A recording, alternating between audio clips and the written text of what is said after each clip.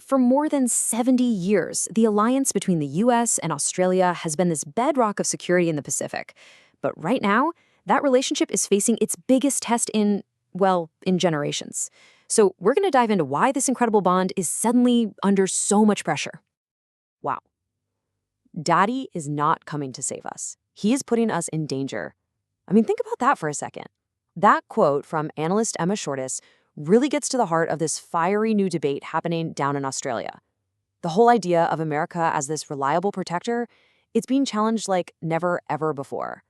Some are even asking if the very alliance meant to keep Australia safe is now its biggest threat. So what's going on here? Why this sudden crisis of faith? Well, it's kind of like a perfect storm. You've got the potential return of Donald Trump and his America First policy, mixed with the undeniable rise of China.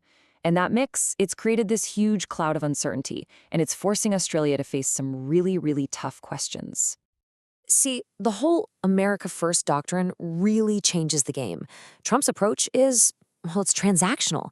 It means that old loyalties, that sense of we've always had your back, that's not a given anymore. It's less about shared history and values and more like a business deal that's constantly being reviewed for its price tag. And for a country like Australia, that just shakes the very foundation of their entire defense strategy. So that really begs the question, right? How did we even get here?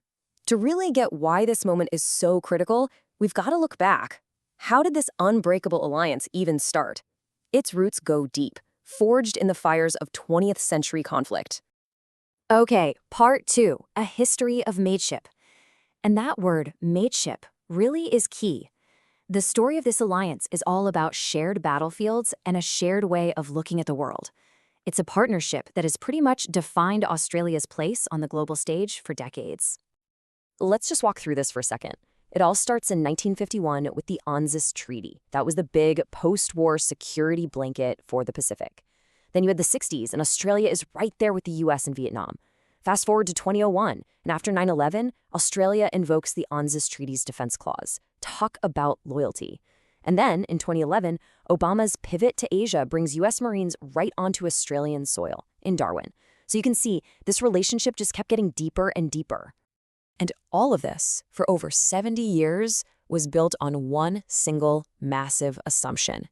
What was it? It was the idea that America was the undisputed top dog in the region.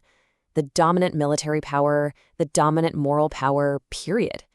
It was this core belief that American power was just unquestionable, unchallengeable. Because that core assumption, it's been shattered. Absolutely shattered. A series of massive, seismic shifts have just completely turned the old order on its head. All that certainty from the past, gone, replaced by a new era that's, volatile and seriously unpredictable. Just look at this contrast.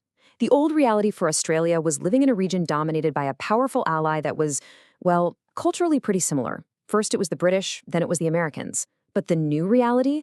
The region is being shaped overwhelmingly by the economic and military might of Beijing. That is a fundamental change that forces a complete, from-the-ground-up strategic rethink. So you could say China's rise created the problem, but it was Trump's election that really forced everyone to wake up and smell the coffee. It completely tore away any, excuse for wishful thinking, as one analyst put it, any hope in Canberra that things would just magically go back to the good old days of American dominance. Yeah, that was over. The party was officially over. And this is where things get really fascinating, almost paradoxical. At the exact moment that America's reliability is being questioned, Australia is tying itself closer to the US military than ever before. Deeper integration than at any point in their history. It's a real head-scratcher. Basically, Australia is turning itself into what some are calling a continental gift for the US military. The entire continent is being reimagined as this massive, unsinkable aircraft carrier, a strategic hub for American forces in the Indo-Pacific. But, and this is a huge but, that comes at a massive price. It potentially puts a giant target on Australia's back in any future conflict that involves the United States. And we're not just talking about a few extra soldiers here and there.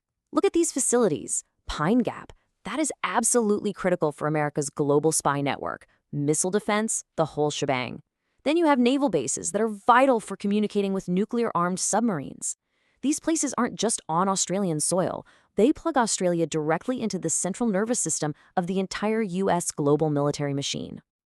And then there's AUKUS. This is the real game changer. This pact involves sharing one of the most secret, most sensitive technologies the U.S. has, nuclear submarine propulsion. This is a massive leap for the alliance. It basically locks Australia into America's strategic plans for Asia for, like, the next 50 years. And the price tag on all this, it is absolutely staggering. We're talking about 10 billion Australian dollars, and that's just to build one new naval base on the East Coast, a base that isn't only for Australia's new submarines, but also to host visiting nuclear subs from the US and the UK. It's a huge investment. So you take all of this, the Trump uncertainty, China's rise, and this ever-deepening military hug, and you throw it all together. What do you get? You get one of the most intense, most important foreign policy debates in Australia's entire history. The country really is at a massive crossroads. And this isn't some polite little chat over tea. As a late, great diplomat Alan Gingle put it, the debate is getting sharper. People are, in his words, marshaling themselves into hostile camps. It's getting fierce, it's getting polarized, and the stakes could not be higher. So, let's break down these two hostile camps. On one side, you have the China hawks. Their argument is pretty simple. Double down on the alliance with Washington, push back against Beijing, and do everything possible to preserve the U.S.-led order in Asia. But then, on the other side, you've got the advocates of U.S. decline. They look at the U.S. and see a great power that's fading, fast. And their conclusion? Australia has to find a new way to live in a world where China is the dominant force. It might even have to learn to defend itself alone. But what if there's another path, a third way that tries to find a middle ground? The idea here is to reshape the alliance, keep America involved, but not necessarily in the driver's seat.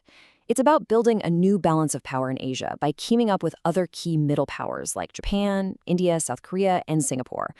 And the most important part, Australia has to become way more self-reliant when it comes to its own defense. And that really brings us to the biggest, most fundamental question of all. As this alliance gets deeper and deeper, with every new base, every new pact, every new submarine, is Australia actually getting more security?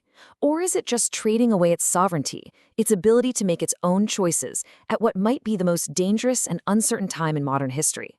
That is the massive, fateful choice the nation is facing right now.